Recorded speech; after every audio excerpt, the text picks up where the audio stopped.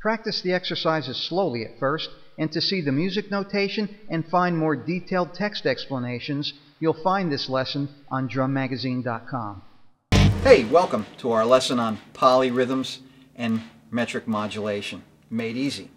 I hope it's easier to play than it is to say that. We're going to use the eighth note pattern on your chart as the basic pattern that we're always going to come back to. You have bass drum on all four, hi-hat on 2 and 4. That sets the basic pattern for the time signature. And you'll see the way the metric modulation seems to change, but it really doesn't. We still stay in that same 4/4 feel and that same time and tempo.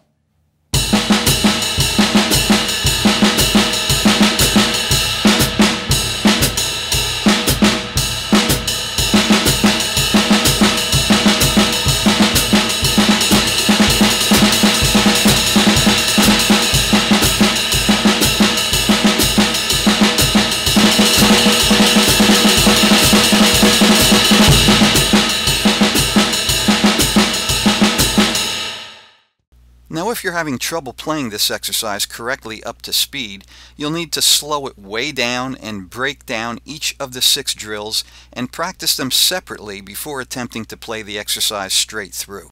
The repeating parts in this exercise, drills 1, 3, and 5, consist of you playing the jazz ride cymbal pattern with your right hand while filling in the missing eighth note triplets with your left.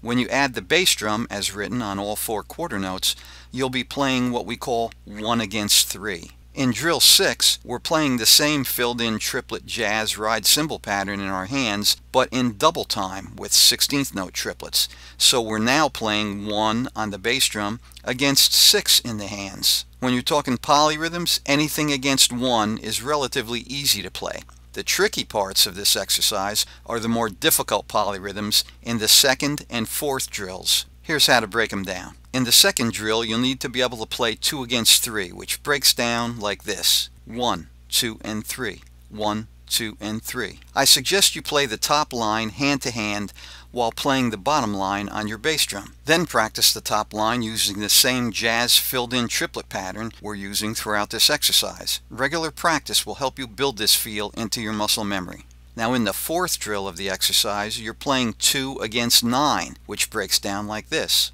1, 2, 3, 4, 5, and 6, 7, 8, 9, 1, 2, 3, 4, 5, and 6, 7, 8, 9. Again, start by practicing the top line hand to hand while playing the bottom line on your bass drum. Then practice the top line using the jazz filled-in triplet pattern. The more you practice polyrhythms, the more they'll become part of your muscle memory, and the more you'll be able to get them to swing. Eventually, you'll be able to play them as easily as any non-polyrhythmic pattern. The great benefit to developing polyrhythms is that any type of coordination drill, whether it's solo pattern or groove, will then become easy to execute in comparison.